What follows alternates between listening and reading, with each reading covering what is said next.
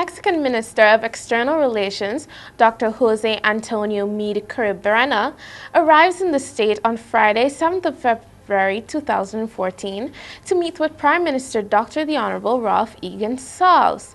The meeting is part of a tour to the Eastern Caribbean as a show of support for the islands, which were affected by the Christmas flooding, and to pledge the commitment of the government of the United Mexican States to the rebuilding effort.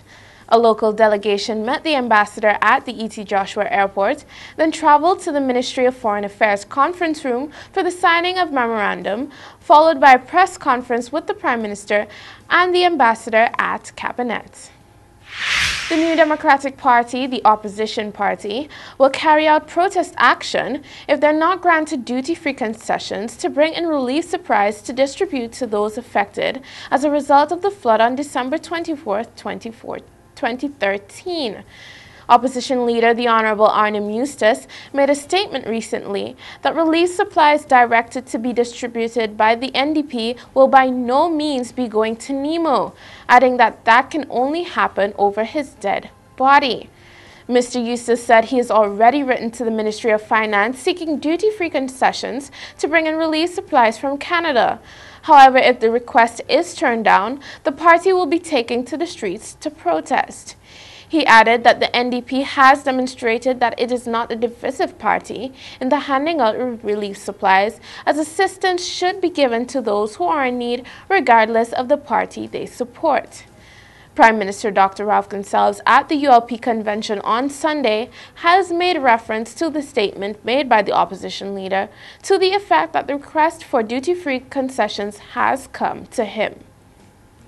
Meanwhile, Dr. Linton Lewis stated that the government needs to move swiftly in the importation and clearing of relief supplies coming into the country, and with the dispensing of items coming in that are not marked for Nemo or the government, as there are issues when trying to clear them. He noted that even if the goods are sent to the victims themselves, they still run into difficulties. Dr. Lewis described the actions of the government in relation to the way relief supplies are being treated as unfair, and they continuously put hurdles in the way of anyone who is receiving goods that are not sent for them to distribute as they see fit. Leader of the DRP, Anisha Batiste, in a press release to the media said, "The government needs to remove ULP hand-picked political party hacks who are engaged in the practice of putting names of persons who are without need on the list to receive aid. This, she said, can help solve the confusion that now exists." Batiste said they must replace these persons with workers from Nemo and let Nemo do its job. Similarly, when the time comes, no building material distribution should be given to ULP area representatives, nor to political party hacks handpicked by them. It should all be done by Nemo.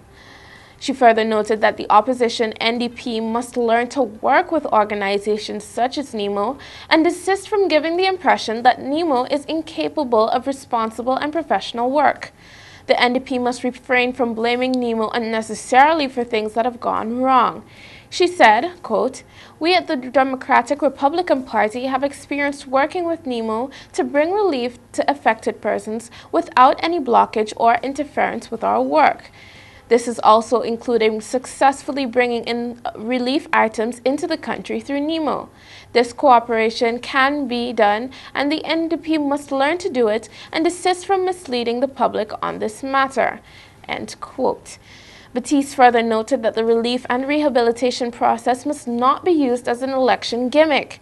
A caring and responsible government will ensure that all Vincentians who have been impacted by the disaster receives the aid they deserve, and that the impacted persons are the first to receive any distributed aid. The grand finale and prize-giving ceremony scheduled for the first annual Idea and Innovation Competition, known as the I² competition, will take place on Tuesday, 11th February 2014 at the NIS main conference room on the 3rd floor of the NIS building located on Upper Bay Street, Kingstown. This will include presentations from a number of secondary finalists, including the St. Vincent Girls High School, St. Vincent's Grammar School, North Union Secondary, St. Martin's Secondary, and the Union Island Secondary School, each with a number of group entries in both categories of the competition.